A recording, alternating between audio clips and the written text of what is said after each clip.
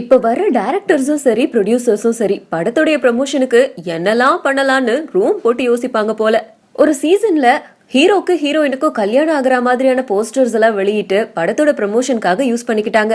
அது ரொம்ப பரபரப்பா பேசப்பட்டுச்சு. அதுக்கப்புறம் படத்தோட ப்ரமோஷனுக்கு இப்படி எல்லாம் பண்ணலாமான்னு அட்வான்ஸா யோசிக்க ஆரம்பிச்சிட்டாங்க அப்கமிங் டைரக்டர்ஸ், ப்ரொடியூசர்ஸ். ரசிகர்கள் கிட்ட இப்போதைக்கு எந்த ஒரு விஷயம் ரொம்ப ஹாட்டா இருக்கு அப்படிங்கறத அப்சர்வ் பண்றாங்க. அந்த வகையில தல அஜித், இளைய தளபதி விஜய் இவங்க ரெண்டு பேருடைய ரசிகர்களுக்கும் நடுவுல போரே நடக்குது அப்படிங்கறத தெரிஞ்சுக்கிட்டாங்க. கொஞ்ச நாளைக்கு முன்னாடி நிறைய படங்கள்ல தளபதி ஃபேன்ஸ் அப்படின்னு சொல்லிட்டு அஜித் பத்தியும் விஜய் பத்தியும் பேசி ரசிகர்களுக்குள்ளார சண்டையை மூட்டி விட்டு குளிர் காஞ்சாங்க.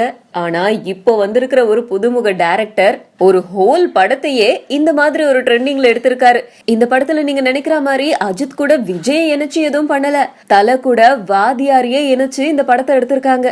வெளியில போகும்போது ஒரு போஸ்டர் பாத்திருப்பீங்களே, அண்ணாத்த குப்பத்துல வாதியாரும் தலையும் அப்படின்னு.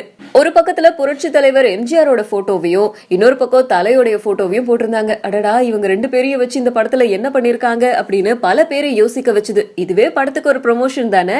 சரி, படத்துல இந்த ரெண்டு பேரையும் வச்சு நீங்க என்னதான் பண்றீங்க அப்படின்னு படத்தோட டைரக்டரான சூர்யா கிட்ட கேட்டா, படத்துடைய கதையில தலையும் வாதியாரையும் வச்சு நாங்க நிறைய விஷயங்கள் பண்ணிருக்கோம். ஏன்னா வாத்தியாரும் சரி தலையும் சரி நிஜ லைஃப்ல நிறைய தர்மங்கள் பண்ணவங்க. அந்த விஷயங்களை அப்படியே லைட்டா இதுல சொல்லிருக்கோம். இன்னும் வேற என்னென்னலாம் சொல்லிருக்கோம் அப்படிங்கறத இப்பவே சொல்லிட முடியாது. சொல்லிட்டா சுவாரஸ்யம் போயிடும் இல்லையா அப்படின்னு கேட்டிருக்காரு.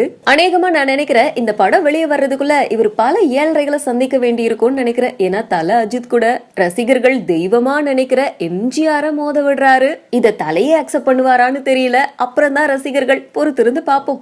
ஒரு நடிகன் இன்னொரு நடிகருடைய வளர்ச்சியை பார்த்து சந்தோஷப்பட வேண்டும். அதுதான் அஜித், அதுதான் தல.